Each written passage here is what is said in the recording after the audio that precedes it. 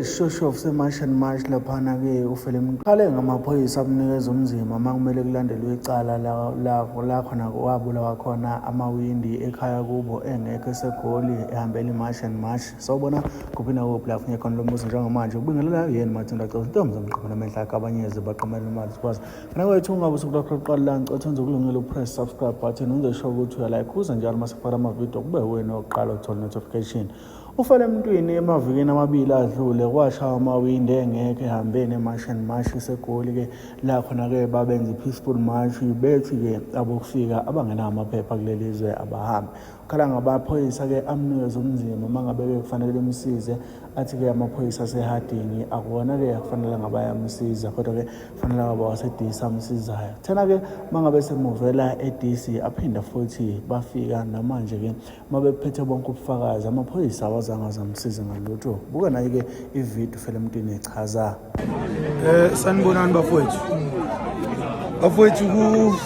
kufele emntwini kunecala elenzeka ekhaya labikwa leli lokubulawa kwamawindi ekhaya labikwa afika amaphoyisa asehadingi athi hhayi akulona elawo elamaphoyisa asebhisi ebhisi salidlulisela khona yaba khona i-case number yakhona afika amaphoyisa akhona uma ngabe sefikile ngoba bese kukhona amakhamera ngibese ngibatshela ukuthi labantu abebengabonakali kumakhamera sesiyazi ukuthi ubani base bethi bona bazocela ukuthi bayocela angazi ukuthi yini abazohamba bayoyicela enkantolo ngomsombuluko ngicabanga ukuthi incwadi ethile egunyaza ukuthi kuboshwe labo bantu umsombuluko lo bwadi izolo nje namhlanje ngolwesibili namhlanje ayesethi uzocela acela enzelwe i-USB kuthatha i-footage yalabo bantu bengena ekhaya yenziwe i-USB isekhaya namhla athi azofika izolo ngomsombuluko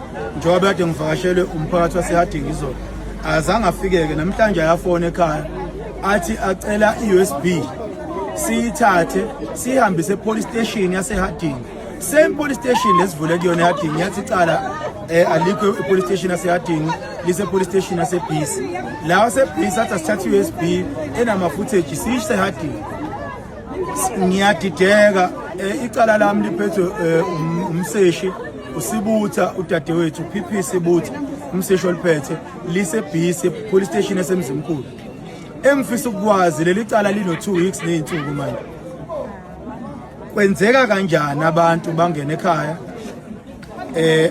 baphahlaze yonke impahla kuvula icala lidluliselwe kuleyo police station kuyibhisi baphinde babuye isibili bezongena bavele kwi-footage angabikho umuntu oboshwa kuze kube namhlanje. Ngifisa ukwazi-ke bafowethu la kuma-comment ukuthi kwenziwa kanjani uma ngabe likhona iphoyisa elizongena la ngaye lasehadingi ungabe lasebhisi e-police station yasebhisi usisi PP Sibutha uyena ophethe leli cala lasekhaya.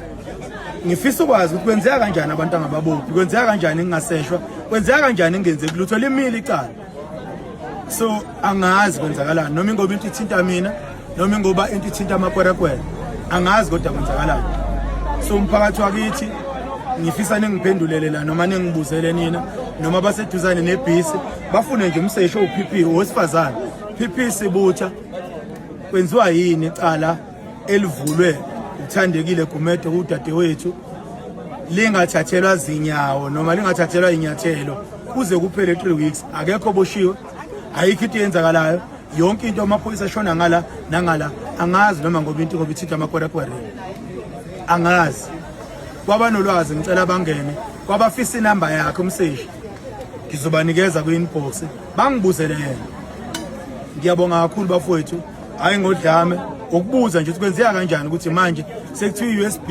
ene-footage angiyise police station mina ngiyithathe ngiyise police station ngizoba neshow engakanani ukuthi la ngizoyishiya khona izogcina ifikile yini ezandleni zakhe uma ngabe sifikile ezandleni zakhe njengoba manje kuyisonto lesibili lelesiqalayo usise ekhaya safike kanye njengomseshi kwenzeka kanjani ukuthi abantu bengaboshwa bebe baziwe mina ngiyasho ukuthi mina ngiyabazi ngiyazi ukuthi ubani indaba ke bengaboshwa ileyo nto lebade ngifisa ukuyibuza so maningena kuma comment ngicela ningene ungaba ukuthi niyakuyena e-police station eBhisi ungaba ukuthi niyangibuzela manifuna inamba ngizoninika ngoba phela umuntu omthetho lo ngizoninika inamba yakhe ukuthi inamba yipi personal noma private angisangeni lapho ngizoninika inamba yakhe ngiyabonga.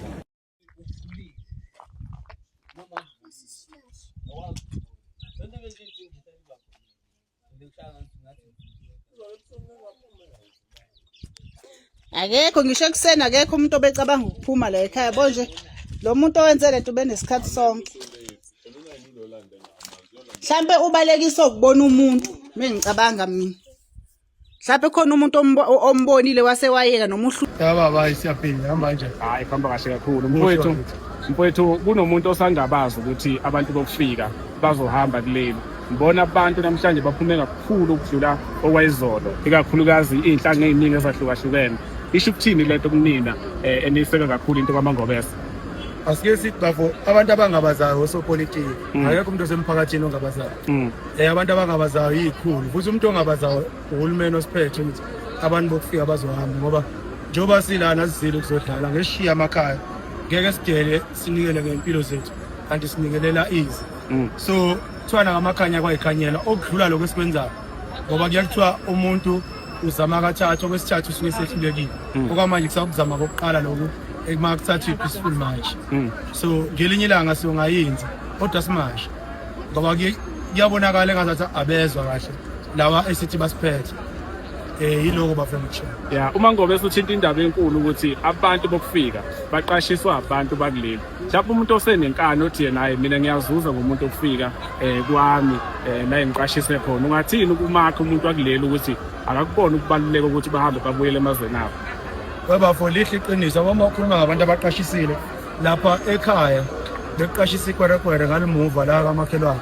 Sekuphoqa ukuthi manje nalo ngambe kolivalisa kwenze ivideo vele iqalwe yimina lonto khona bezobona ukuthi kahle kahle nasemalokishini asisawafuni ngoba mangizothi mina asiwafuni emalokishini khona uzongena kuma comment ajawu nathi nje kamakhelwane wakhe akithi yabo fanele kuqale mina kuqala khona lento izoqhubeka ngithi mina ngilona iqhubu njengamanje sikhuluma nabantu abasiphethe abamaqhubu abawosomathuba amathuba abawathola kulaba bokufika kwamathuba emali lo.